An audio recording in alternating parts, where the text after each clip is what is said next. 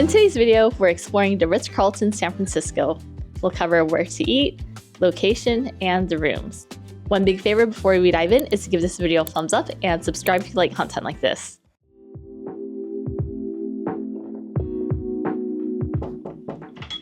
Welcome into the Ritz-Carlton San Francisco. We got a complimentary upgrade to the 1-bedroom suite. Let's take a look inside. This is the suite area. So it's huge. It's basically a large living room for entertaining. Nice little coffee table here, couch. Let's see if it's pull-out or not. It is a pull-out couch, large TV. And we have the mini bar and drink station. So these are not complimentary. They do cost money. Let's see how much they are. Oh yeah, these are weighted. $20. So the small bottles of the 50 milliliters are $20, which is not bad. I've seen worse. Beer and wine does cost a lot, so about $80 for $80? For the Duckhorn. It's Duckhorn. Heineken's $18. What the heck? Don't touch it, it's weighted. Snacks are a little steep though, so these guys over here are 20 bucks. The coffee is from Nespresso, and we have complimentary water bottles. Nice variety of Nespresso pods, and the teas are from Mighty Leaf. Weighted mini bar is down here. I'm not even gonna bother touching it. Empty drawers if you want to store stuff, and more cups. So you have coffee cups and wine glasses. One nice touch is that they did gift us a bowl of strawberries. Looks delicious. We'll probably finish it tonight. And also a bottle of Prosecco. Have a little workstation here. Here's actually pretty comfy, surprisingly comfy. There's also free fortune cookies downstairs. In case you didn't know, there is a fortune cookie company in the heart of Chinatown, and they make these fortune cookies. It started in 1916. We should actually stop by. We haven't stopped by before. I also didn't notice before, but there are plugs on the couch. It's pretty cool. It's on each side. You can like charge your phone. This chair is not as comfy, but you can see the TV from here, so it's a good line of sight. This one's also okay. If you are entertaining a bunch of people, one benefit of the suite is that it does have its own private bathroom. This is a closet in case anyone wants to hang their coat, and this is the guest bathroom. Pretty simple, just toilet and sink. One nice touch is that they do have lotion and mouthwash here in case you need it, and a cute little succulent. Take a step inside the bedroom area. So you have a large king bed here, sets out the bed. It is firmer than some other Ritz-Carltons, but it's not bad. It's still nice and plushy. What I do like is that they give you extra pillows here. So a total of 6 pillows for a single bed. And of course there is a TV over here.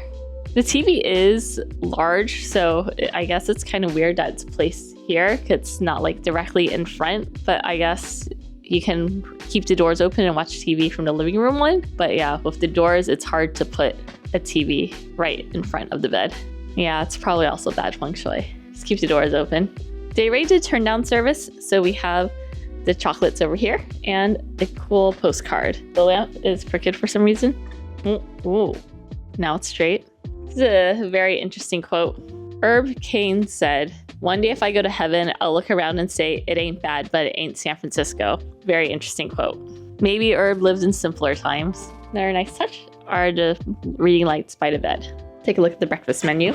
A little pricey, so a seasonal fruit plate is $30. Don't look at that. That's crazy. Avocado toast, $34. You can add 2 poached eggs for $8. Eggs any style with crispy potatoes, $32. Prices for in-room dining are a bit steep, but you are paying for convenience. My advice is probably just go down to the restaurant for better pricing if you are a breakfast person and you don't mind getting out of bed. Signature chocolates from turn down service. Some parts of the room are a bit older, like the air conditioning unit control. Over here is the powder room. Closet over here. Nice robes. Slippers. Oh, they're from Fret, so fancy slippers. The closet is a little stuffy, so it has some stuffy air coming through, but the safe is on the side. And if you want more closet space, it's right next door. Pretty simple, just hangers, vanity to do your makeup or chill. Stepping inside the main bathroom, we have a double vanity. The amenities tray is on the bottom. All the lotions and baby amenities are from Diptyque. Also a hairdryer down here. and even more amenities, including a loofah, makeup remover, vanity kit, cotton rounds, emery board. One nice thing is that the dental kits are included here. So most hotels these days, you do have to ask for it, but it's automatically placed in your room here, which is really nice. Over here is a bathtub. There's shower gel and also bath salts. Oh, it smells good. Yeah, it smells very fruity. Pretty decent sized bathtub. My feet don't even touch the other side. Pretty standard, nice and spacious. There's a second robe over here. And if you don't want to take a bath, there is a shower over here. So if you're taller, shower head is here. It's not really a waterfall. In case you're curious where we are right over here. So we have one of the suites on the floor. Standard size rooms are going to be along here, so significantly smaller, about more than half the size. There are some larger suites on the floor, which are the corner ones, but this one is not bad at all. Overall, this is a really nice one-bedroom suite. Some parts of it are very modernized, but the other ones are a little dated. All right, let's go check out the rest of the property. On the fourth floor, you can find a bunch of boutique shops. One sells evening wear in case you forgot a dress or you're going to a surprise event. The other one is a luxury perfume shop called Krigler. It might seem a little intimidating to walk in at first, but the staff is super friendly there and they let us sample a bunch of perfumes. I'm actually a fan. The scents aren't too overwhelming and I'm actually considering picking up one. We sampled a ton and they were really patient with us, so very good experience. On the first floor, you'll also find the Ritz-Carlton gift shop and the concierge. Concierge is where you can pick up the cable car tickets, plus the Museum of Art ticket. In the afternoon, there's also a really cute cart that represents the California Gold Rush, and you can help yourself to a lot of cute candies. These are shaped in the form of rocks and it's chocolate. And right next to concierge is where you can pick up some fortune cookies. The gym is located on the first floor and it's actually pretty spacious, and it does make a really good use of the mirrors, so it looks bigger than it really is. All the equipment is from Techno Gym, so there's a wide range of weight machines, free weights, Pelotons, ellipticals, plus a towel and hydration station. Plenty of chilled waters and chilled towels after your workout. Also, plenty of treadmills to choose from depending on what you like to run on. So we have the traditional treadmill, the more textured, kind of like the Woodway ones. I'm not sure what the name is for this. And then the manual treadmill. Sebastian will demonstrate. On the first floor, you can find the history of the hotel. So back in the day, it used to be the MetLife Company, also known as the Temple of Commerce. After that, it became Cogswell College in 1973, which is also rebranded and called the University of Silicon Valley. And in 1989, that's when they started developing it as a Ritz-Carlton, and it officially opened on April 8th, 1991. This is the Cogswell College face and the Ritz-Carlton. These are some of the pictures of building the Ritz-Carlton and what it looked like before. We booked a stay using a free night certificate from the Ritz-Carlton credit card, which is up to $85K for the redemption, and if you need to top off, you can add up to $15K more points. If it's your first time visiting San Francisco, I would say this is a solid pick because it's near all of the attractions. Even though we do have Platinum Elite status with Marriott Bonvoy, most Ritz-Carltons do not include free breakfast for Platinum members. If you're interested in booking a rate that includes breakfast and a $100 food and beverage credit, I'll leave a link to a VIP booking portal down below. Definitely make sure that the rates are competitive and what you're looking for. This property does have a $40 per day destination fee. However, you can offset the fee if you utilize all the benefits. There is a daily $40 food and beverage credit, so we'll probably use that to get breakfast or lunch. It's not cumulative, so if you are staying multiple nights, you do have to use $40 each day. You also get daily cable car tickets for 2 guests, 2 tickets for the San Francisco Museum of Modern Art, 2 guests per stay, and daily enhanced wireless internet. If you are interested in doing the touristy things, then you can go to the concierge to pick up the tickets for the cable car and the museum. For a dining credit, you can use it at any of the dining outlets on property. Parallel 37 is on the lobby level, and it's open daily from 7 a.m. to 11 a.m. where breakfast is served. There's also the lobby lounge. It was recently named one of the world's best hotel bars in 2025 by Forbes Travel Guide. There's lunch daily there and also dinner, plus late bites. If you're not interested in that, there is, of course, in-room dining. Another specialty at the Ritz-Carlton is the afternoon tea experience. And during our stay, it's from weekends through November 23rd from 2 to 4 p.m. It's $125 per guest, exclusive of tax and gratuity.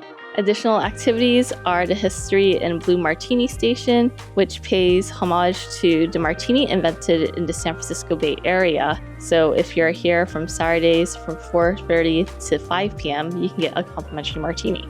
And there's also the History Gallery down in the first level. Service here is A+. During check-in, the front desk team was super friendly and seemed genuinely happy and helpful to assist with anything. The valet team is also super friendly and helps with the house car. Housekeeping did a great job with turn-down service, and they also filled the ice bucket without us asking. We stayed at a lot of Ritz-Carltons and Waldorf Astorias over the past couple of years, and I would say that the San Francisco team here is definitely top tier. One of the benefits of staying at the Ritz-Carlton is that there is a house car. It's on a first-come, first-served basis from after 6 p.m. to 9 p.m., and it can go within a 1-mile radius or maybe 10 minutes if there's no traffic. Sebastian's hungry, and he wanted a midnight snack, so we are at Tony's Pizzeria. It is one of the best in the nation, so the main restaurant is going to have a very long line regardless of when you go. However, there is a secret slice house right next door, which Tony also owns, and you can get pizza by the slice. It's much quicker. There may or may not be a line, but it goes very quick. This is Sebastian's snack, and he is team pineapple on pizza. This one's a big kahuna. Pineapple, ham, bacon, and red sauce. Pizza's delicious, piping hot because they do put it in the oven again. Once you order it, nice thin crust and super cheesy and very delicious, worth trying in my book. The rest belongs to Sevi.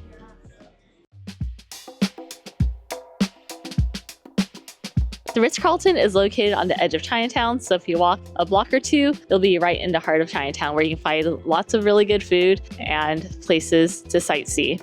If you go past Chinatown, there's going to be an area called North Beach where you can find lots of good Italian food, pizza, pastas, and if you keep walking past that, you'll be where the piers are. So Pier 39 is where you want to go to see the seals. If you walk towards Embarcadero, like that way, then you can see the ferry building and there's lots of good eats over there as well. If you want Chinese food, one of the best Chinese spots in the city at a reasonable price point is called Harbor View, and it overlooks the Embarcadero building. Otherwise, it's also a nice walk. And if you go like that way towards the Ritz, you can find Union Square where there's plenty of shops. It really depends on what your sightseeing goals are. So if you want to use up the destination fee benefits, like the cable car tickets, and go to the SF MoMA, then you're gonna wanna head that way. And basically Union Square area is where you'll start and check out the museums and hop on the cable car. But if you don't mind walking a little bit or maybe taking an Uber, the secret spot to catch the cable car is actually on California Street. So there's not going to be a line there. I haven't seen a line pile up there compared to starting at Fisherman's Wharf or Union Square. So it's a pro tip if you want to avoid all of the long lines. Good afternoon. It's lunchtime, it's around 2 p.m. and we are having lunch in the lobby lounge. Main goal is to use up the $40 destination fee credit. So lunch is served here, and if you are an early riser, then they have breakfast at Parallel 37. Start off, we have some bar snacks, which are complimentary, so kettle chips and olives. It's not as crispy as I'd like, so a bit of me thinks that these weren't made fresh. Yeah, a little mushy. Okay, trying an olive. Pretty good. Standard olives. We have an early dinner with friends, so don't want to spoil our appetite, which is why we got one burger to share. The burger comes with a choice of a side salad or fries. And there's condiments, ketchup, mayonnaise, and Tabasco sauce. We ordered the burger medium. It comes with some red onions, lettuce, and mayonnaise on it. Let's give it a try. Super juicy, flavorful, perfectly cooked. It's a solid burger. Let's try the fries. Fries are pretty good as well. Overall, I think the burger is a solid option if you're looking for a light lunch. One of the best new restaurants in the Chinatown area, located about 3 blocks away from the Ritz-Carlton, is called Four Kings. It's really hard to get a reservation here, but they do take walk-ins, so definitely go early to put your name on a wait list and then come back in maybe 2 or 3 hours. Reservations also open up a month in advance. First off are the complimentary appetizers, which are salted peanuts and spicy cucumber. So if you've been to any traditional like Hong Kong banquet restaurant, they do start off with these. Really tasty. Nice and crunchy cucumber, good flavors all around. First dish is a specialty, which is Typhoon Shelter soft shell crab. Looks really good, so let's dive in. Huge crab. This is a surprisingly meaty crab. My problem with soft shell crabs usually is that it looks kind of sad, but this is not the case here. Definitely worth getting. So you can see all the meat inside of the crab. Next up, we have the main entrees. This is the famous fried squab. It's dry aged for 7 days. And then the second item we got is the Chongqing fried rabbit. This one's a massive dish. Start with the squab first. I've never had dry aged squab before, and the dry aging process makes it kind of taste like a duck. So that's what the texture reminds me of instead of a chicken, or a squab in this case. Skin, super crispy. Meat tastes like a roast duck. Try a rabbit.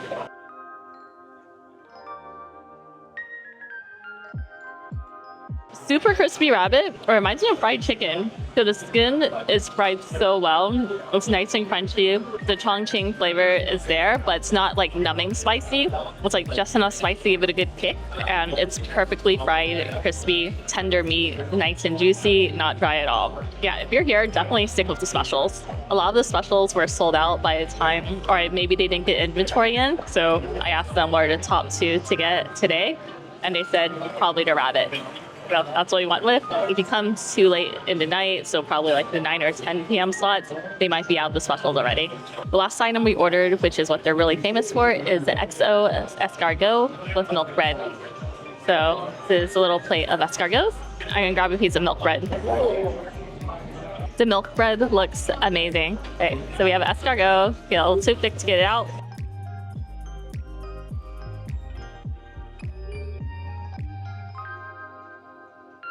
This is some of the best milk bread I've had. It goes really well with the escargot. I think there's a reason why this is like one of the top dishes here. So definitely get it if you get a chance to try it. Overall, everything has been amazing. So yeah, if you can snag a reservation, I think it's worth your while. Finally, we have dessert, which is mango pudding with some sorbet, berries, and almonds. As a palate cleanser because my mouth is kind of on fire. First bite, I just got pudding, but this time I have some of the condensed milk and sorbet. The berry sorbet is really good. It goes really well together. Yeah, nice and refreshing end to the meal. Overall, we really enjoyed our stay here, and I would put it as one of the top Ritz-Carlton properties in the US, specifically for the amazing service here and the rooms. It is lacking in some amenities, so this property does not have a pool. However, it does have a house car that you can use first come first serve during the evening hours. In terms of property size, it is more compact, but I think the amazing service and the hard product also makes up for it. For location, you're on the edge of Chinatown, and it's super convenient to get anywhere in the city. For food, we tried the lobby lounge, and the burger was really good. Overall, really happy with the stay. If you made it this far in the video, leave a fortune cookie emoji down in the comments below, and I'll try to heart and respond. My question to you is, what are your thoughts on the Ritz-Carlton San Francisco, and would you stay here? Let me and everyone else know down in the comments below. See you in the next one.